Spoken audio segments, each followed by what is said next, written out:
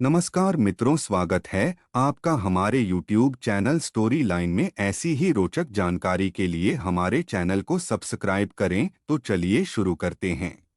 भगवान राम अयोध्या के राजा दशरथ और रानी कौशल्या के पुत्र थे। ऐसा माना जाता है कि राम नवमी के दिन ही भगवान राम का जन्म हुआ था। रामायण की रचना सर्वप्रथम महर्षि वाल्मीकि ने की थी। उसके बाद से विभिन्न व्यक्तियों ने विभिन्न भाषाओं में रामायण की रचना की है, जिसमें तुलसीदास कृत रामचरितमानसराम सबसे प्रसिद्ध है। एक भगवान विष्णु के 7वें अवतार भगवान राम को भगवान विष्णु के 10 अवतारों में 7वां अवतार माना जाता है। भगवान राम से पहले भगवान विष्णु ने मत्स्य, मछली, कूर्म, कछुआ, वराह, सुअर, निसिंह, मनुष्य एवं सिंह, वामन, बौना और परशुराम के रूप में, जबकि बाद में कृष्ण, बुद्ध और कल्कि अवतार होना बाकी के रूप में अवतार लिया था।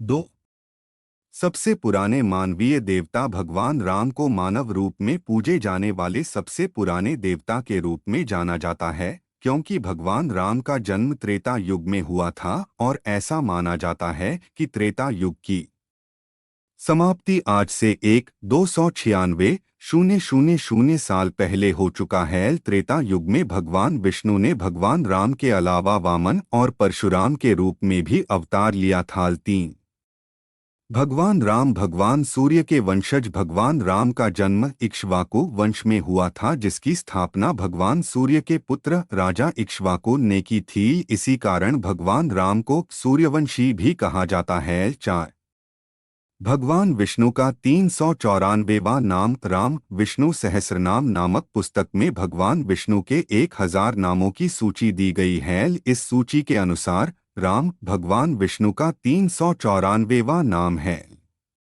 5 भगवान राम का नामकरण रघुवंशियों के गुरु महर्षि वशिष्ठ ने किया था। वशिष्ठ के अनुसार राम शब्द 2 बीजाक्षरों अग्नि बीज और अमृत बीज से मिलकर बना है। ये अक्षर दिमाग, शरीर और आत्मा को शक्ति प्रदान करते हैं।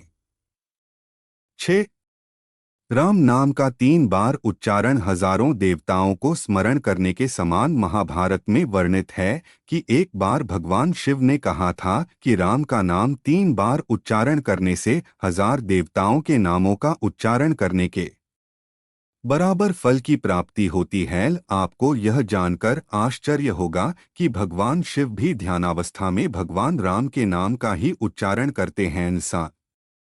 भगवान राम को युद्ध में पराजित करने वाला भगवान हनुमान ने काशी के राजा ययाति की रक्षा के लिए भगवान राम से युद्ध किया था। ऋषि विक्रमादित्य के आदेश पर भगवान राम काशी के राजा को मारने के लिए आए थे।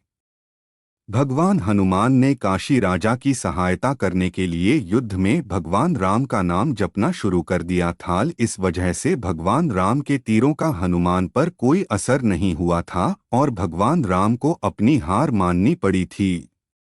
8 राम सेतु का निर्माण एवं लंबाई राम सेतु का निर्माण वानर सेना द्वारा किया गया था, जो तमिलनाडु के रामेश्वरम से शुरू होकर श्रीलंका के मन्नार तक बनाया गया था। इस पुल के मुख्य शिल्पी नल और नील थे। इस पुल की लंबाई लगभग 30 किलोमीटर थी और इसे बनाने में 6 दिन का समय लगा था।